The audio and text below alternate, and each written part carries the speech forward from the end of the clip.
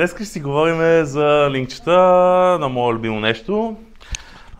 Като по-специално линкове от новинарски сайтове. Знаете, много готино и много хора, които си купуват линкове от новинарски сайтове.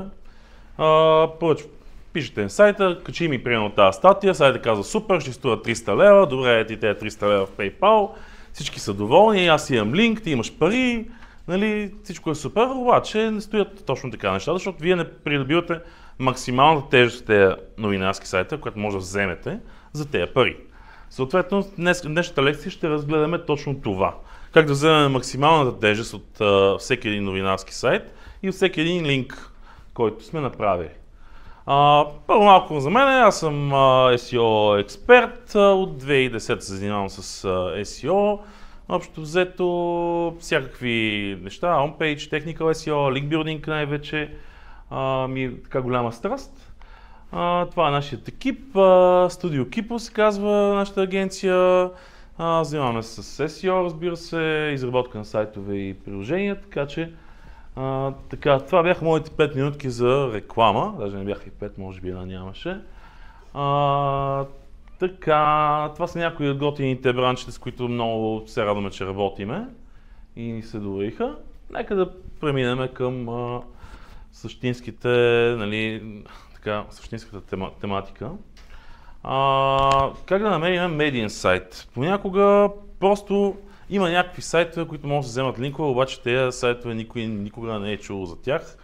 И там някъде има един веб администратор, който си пише хубаво съдържание в сайта. Този сайт си има метрики, обаче този човек никога не е чувал, че има SEO, че може да продава линкове и така нататък. Така че може да го намерите с няколко различни начина.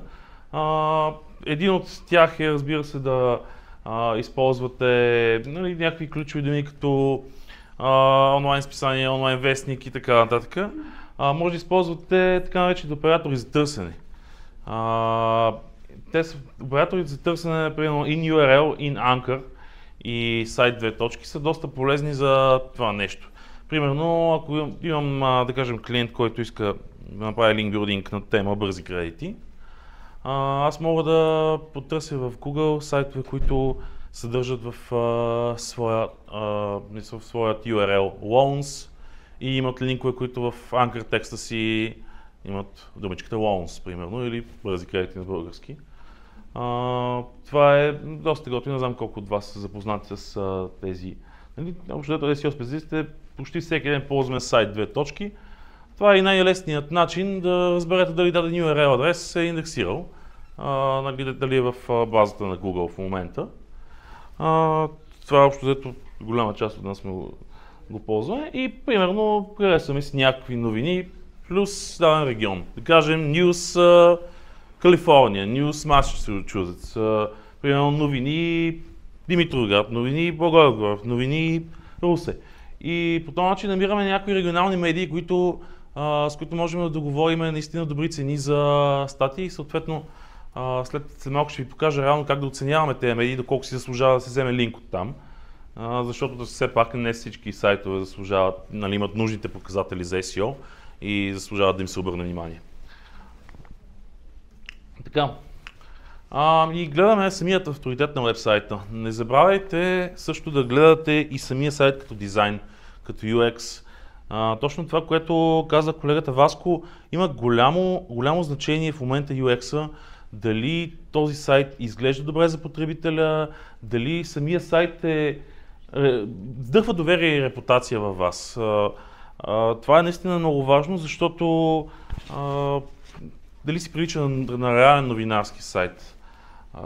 Това е едно от основните неща. Вижте от трафика, имаме супер много тулове, които може да ползваме. Има SimilarWeb, има Ahrefs, SEMrush, Majestic, има страшно много тулове, които дори имат и безплатни версии. И съответно и SERPstat също имаше безплатна версия. Можете да видите съвсем спокойно от трафика, от органичното търсене на даден сайт и по този начин да прецените дали този сайт е готин.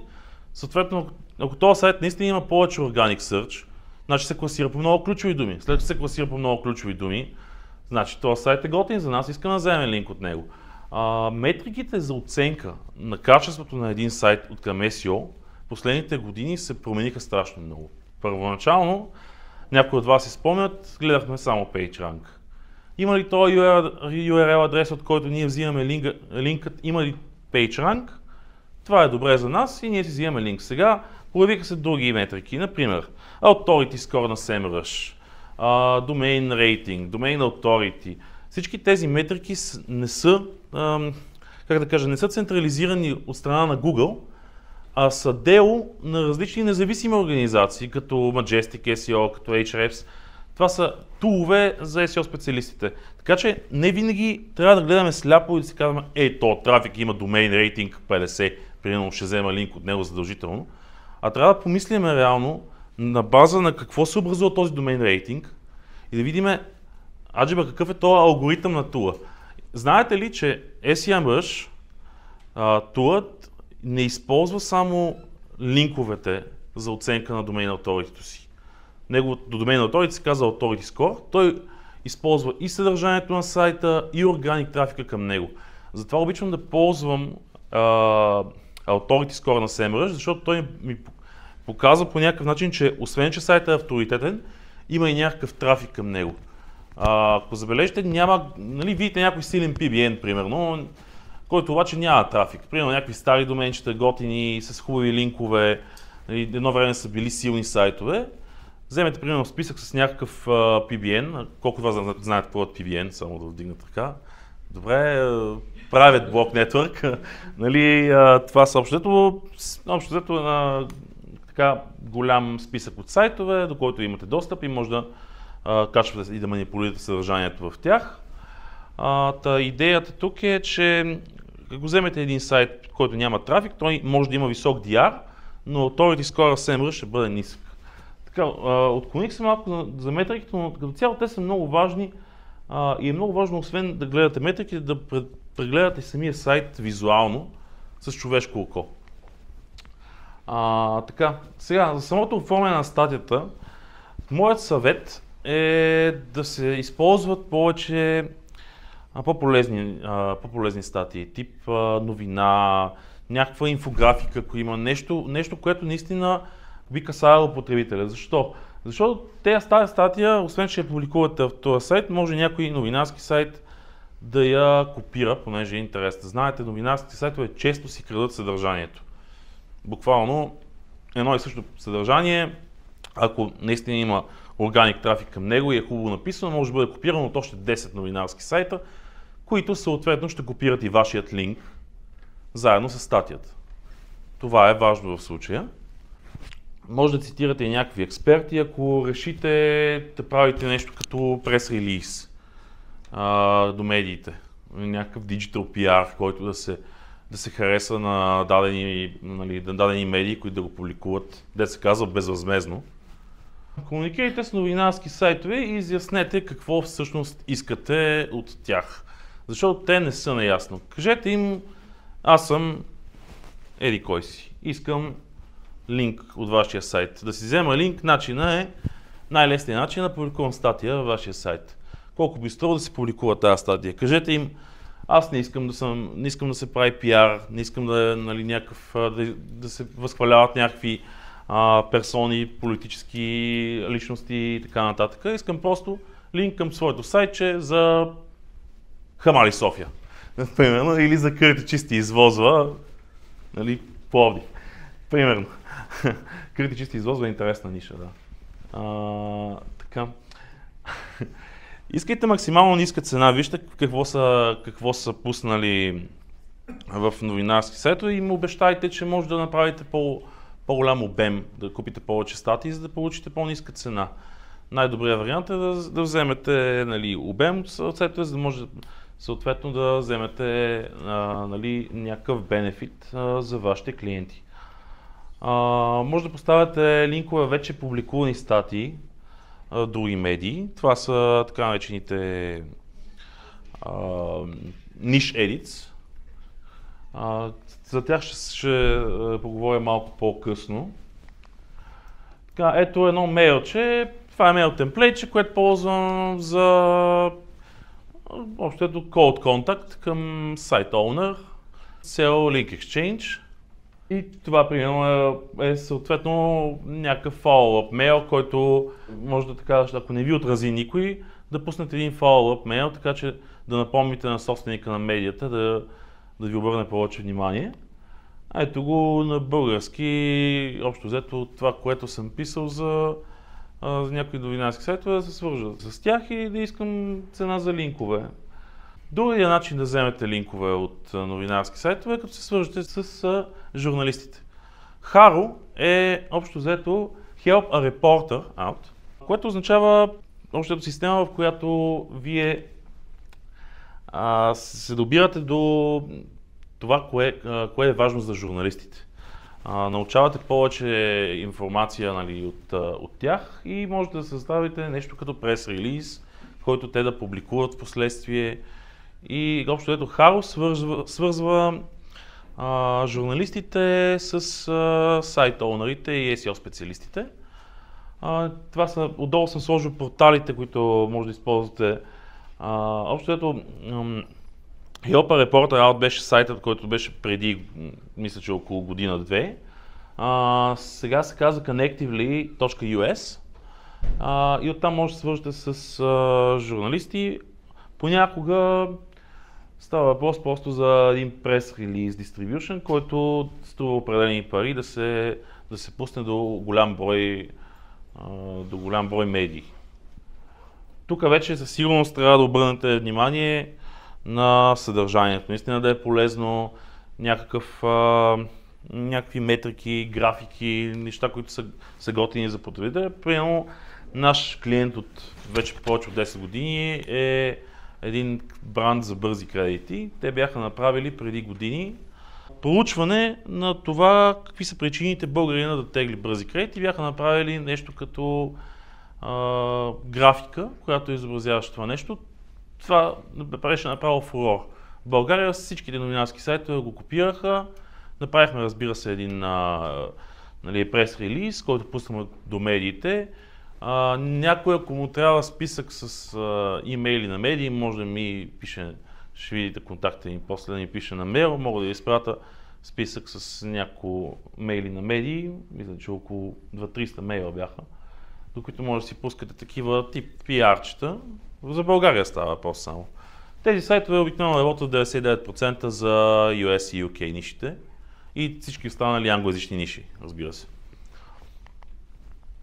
Така, бранд меншените. Сега, бранд меншените са нещо много готино. Точно това, което Васко го спомена, го гледах аз преди 2-3 дена. Една статия в GitHub, ако не се лъжа. Как съответно след лийка на информацията в Google, бранд меншените по какъв начин са важни за класирането и как са един вид почти 10% на един линк. Реално Google наистина така отделя изключително важно внимание на бранд меншените. Сега има един начин да разбере Google, че вие сте този бранд. Винаги използвайте в всичките си тайтъли на сайта, примерно на онлайн магазина, винаги използвайте суфикс brand name. Никога не забравяйте да използвате brand name като суфикс в тайтълите, в description-ите, изписан по един и същи начин, в контента на сайта, изписан точно по един и същи начин.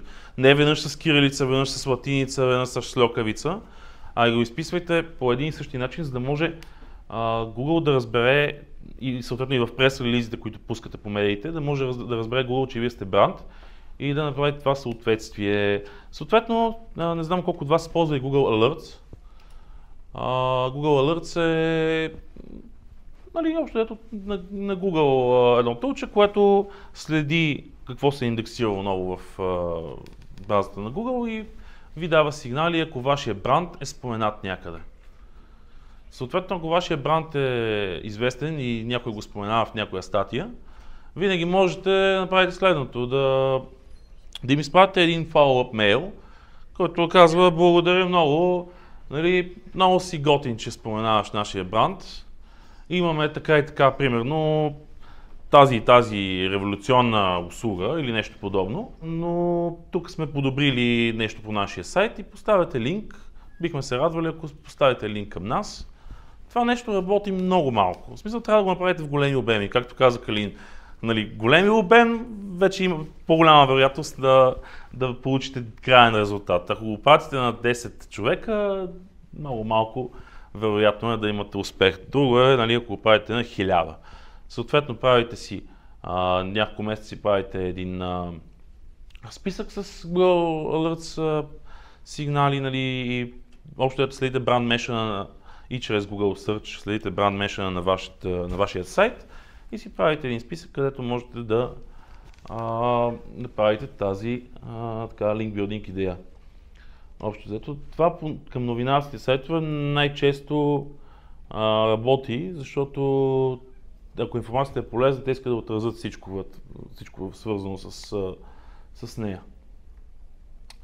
Така, всички знаем, че в България взимаме линкове от някакви горе-долу двупотопни сайтове. Гадни малки сайтчета с домен рейтинг 20-30. Общо не всички новинарски сайтове са наистина хубави. Ами тях можете да ги използвате като правите second tier към други ваши статии от други новинарски сайтове. Разбира се, не трябва да се прекалява и се оставя footprint за това нещо, но е хубаво, когато примерно вземете линк от даден новинарски сайт, в следващата статия да споделите други източници, в които вашия бранд се споменава. Примерно, ако взема линк от, да кажем, BBC, мога да спомена, примерно, публикацията в Huffington Post, примерно, която сме публикували миналата седмица. Това нещо доста помага. Това е така наречения Second Tier Linking. Second Tier Linking може да се прави с цел по-бързо индексиране, но там вече ползваме социални мрежи, букмаркинг сайтове, такива, които може, общо целта ни е по-бързо да влезем в Google и да прескочиме сендбокса. Нали, ако успеем да прескочиме сендбокса и нали, сложиме бързо качествени линкове към контента, то е много вероятно той да се задържи дълго време в топ 10. Така. Вътрешни линкове от стари статии. Когато изпращате материала до медията, можете в самият материал да поставите вътрешен линк към друга публикация на тази медия, която е релевантна на вашата. И съответно да поискате от човек, който качва вашата публикация в медията, да постави някъде в друга статия, да постави линк към новата публикация. Това много ще помогне за индексацията на новия материал. Когато качвате нова статия, просто кажете, нали, уважаеми администратор, сложи примерно един линк от тази стара публикация от миналата година. Така освежавате и неговото съдържание и вашето. Това много спомага за прескачането на сендбокса и бързото индексиране на статията. Помолете ги да направят индексация през Google Search Console. Ако си имате работа с webmastери, може да ги помолите да го направят.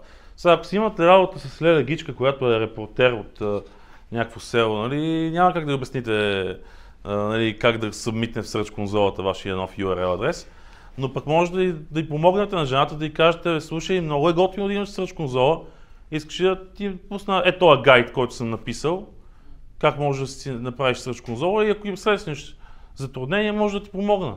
Нали, примерно, дайте нещо от себе си, тези хора нали, ще се почувстват готино, съответно ще имате по-long-lasting нали, общото отношение с медиа оунъра, което е важно. Не важи само за България. Има страшно много по-малки нюз сайтове, които са в US, UK и общото навсякъде. Общото това са нишите, в които работим ние.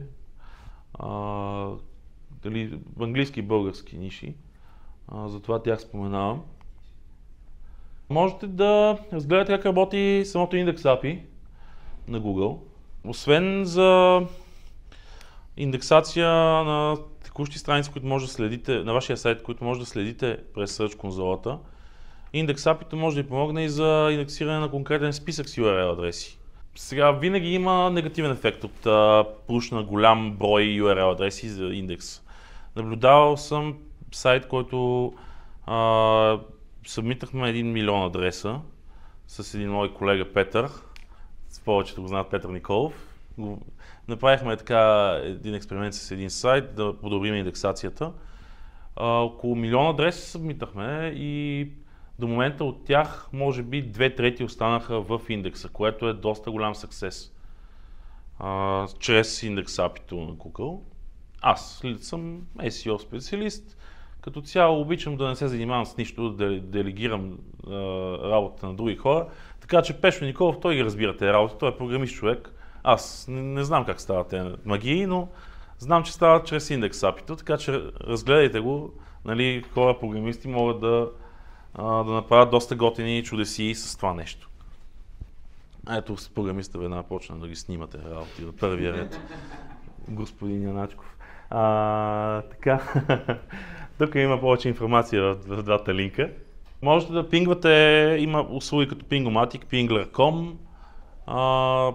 Те помагат да бъде намерена статията по-лесно, но пингвайте само веднъж, защото масовия пинг понякога може да предизвикате обратен ефект чрез пингване. Това е често срещан проблем. Общото можете и по RSS да се индексират статите по-бързо, като си събмитите някои RSS директории, но това общото устаряла методика, тъй като по-голямата част от RSS директориите вече са големи спамилки. Може би разгледайте платените от тях, които все още имат някакъв домен authority и стават за нещо с цел по-бърза индексация и както казвам пак, прескачане на Sandbox, защото в който имам чувството, че вече всеки контент попада там. Само най-авторитетните медийни сайтове в България прескачат, имам чувство, Sandbox-а. Реално случило ли се да потърсите с даден URL с сайт 2 точки и Google да ви каже, че той не е в индекса, обаче когато потърсите с кавички елемент от статията, той да се покаже в индекса. Това е много често срещано, но по-голямата част за мен това е признак, че този сайт е в Sandbox, защото просто, нали, този URL е в Sandbox, защото просто не го намирам по различни ключови думи, ако не ползвам кавички. Никъде. В Top Store.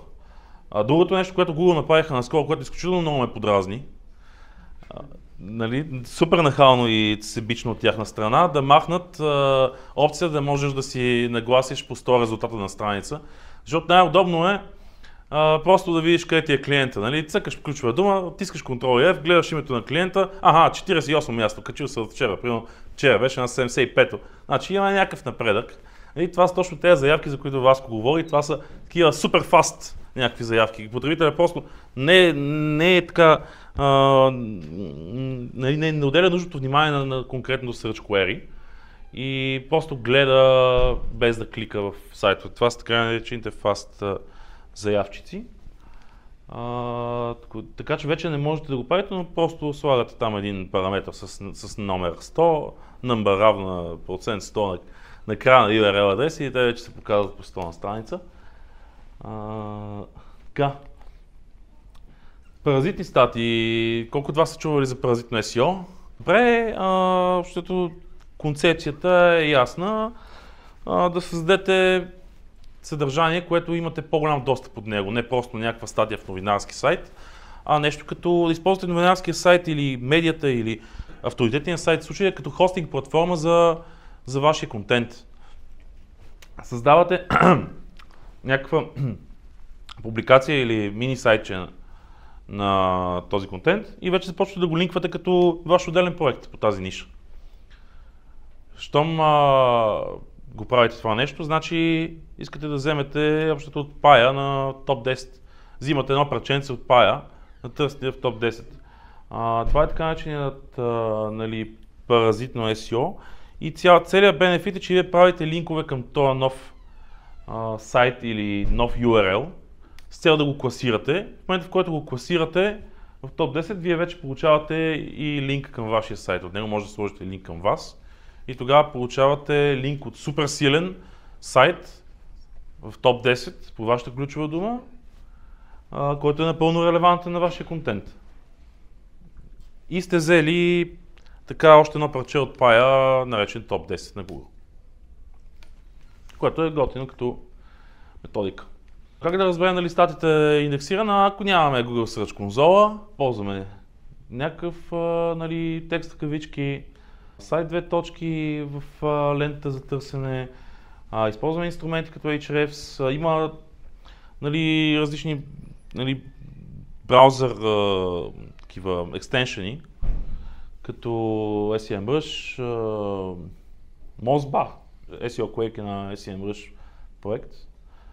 Може да видите и rows.txt на сайта. Много често ми се случва някакъв сайт се прави някакъв линк. Това е някаква спамилка, общо взето, за по-бърза индексация, да се индексира някакъв адрес, после влизам в rows.txt, гледам дизалог там. Няма нищо, целият сайт не се индексира, ама едно време някой го е ползвал и затова е в някакви списъци, които сте ползвали преди 5 години, обаче никой не ги е проверил дали са актуални. Така че внимавайте общо с това нещо. И пак може да настроите Google Alerts за заглавието на статията, за да видите дали влиза в индекса. Примерно изпитвате, да кажем, някакви проблеми с индексацията на конкретна статия в новинарски сайт, гледате вече примерно 2-3 седмици не се е индексирал и вкарайте в Google Alerts и Google веднага ще ви пусне на мейла нотификация, защото тази статия влезе в индекса. Използвайте Google Alerts и за брандовете на конкуренцията. По този начин веднага ще видите къде има бранд меншън на конкуренцията. Може да го използвате директно за URL адреса, може да го използвате и за името на бранда, два различни варианта и Google веднага ви дава нотификации. Цак, този конкурент направи линк в кой си сайт, гледате дали сайтът е окей. По този начин крадете директно идеите, преди още да се отразили в SEMrush или в Ahrefs. Защото всички знаем, че един от най-лесните начини за линк билдинг е да видите какво са направили конкурентите в Ahrefs или в SEMrush и оттам да видите линковете и да копирате това, което са направили, което съответно не всичко, защото някои хора копират дословно глупостите, които са направили конкурентите и после се надяват да нямат наказание, което рядко става. Оценка на топ pages на сайта, аз обичам много да правя така. Разбирам, че даден сайт ми казва, мога да пускаме niche edit в сайта. Както ви казах, niche edit е поставяне на линк във вече индексирана статия. Хубаво, щом може с niche edit, дай ми топ 100 на най-хубавите страници в този сайт, които са получили най-много трафик. И гледам, примерно, кои страници са получили най-много трафик и филтрирам по това дали мога да вкарам по някакъв начин ключова дума и дали тематиката ни е сходна. Защото при niche edit е много важна тематиката. Ако правите niche edit, който е нерелевантен, най-много да получите наказание. Google, освен че преглежда niche edit и му дава, той знае, че тази статия е публикувана първоначално без този линк, знае, че тази статия е добавила този линк в последствие. Освен това, пък на всичкото отгоре е и нерелевантен. Няма никакъв ефект. Дори Google може да анулира ефекта от този линк и на всичкото отгоре да ви накаже. Сега интересното е, повечето от вас може би не знаят за Google, когато направи някакво наказание, защото те вече са имплементирани в алгоритъм на панди, пингвини и такива глупости, но що се отнася до пингвина, когато Google направи някакво наказание към вашия сайт, като махнете лошите линкове и става винаги по-зле.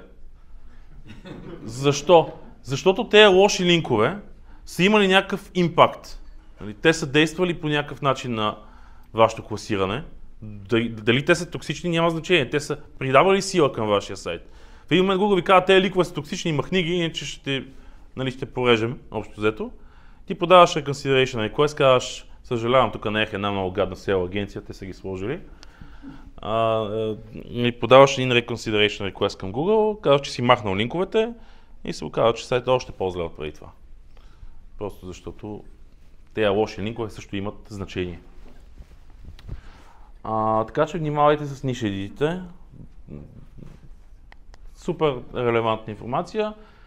Тук е на сайт, че съм видял, какви са топ pages в SEMrush. Може да ги видите, си направите експорт от топ pages и да си ги сравните с вашият сайт. Може да направите и 404 преглед на тези сайтове, дали има някъде счупен линк и да напишете мейл на сайта, тук имаш счупен линк към даден сайт, който вече не съществува, служи моят сайт на негово място.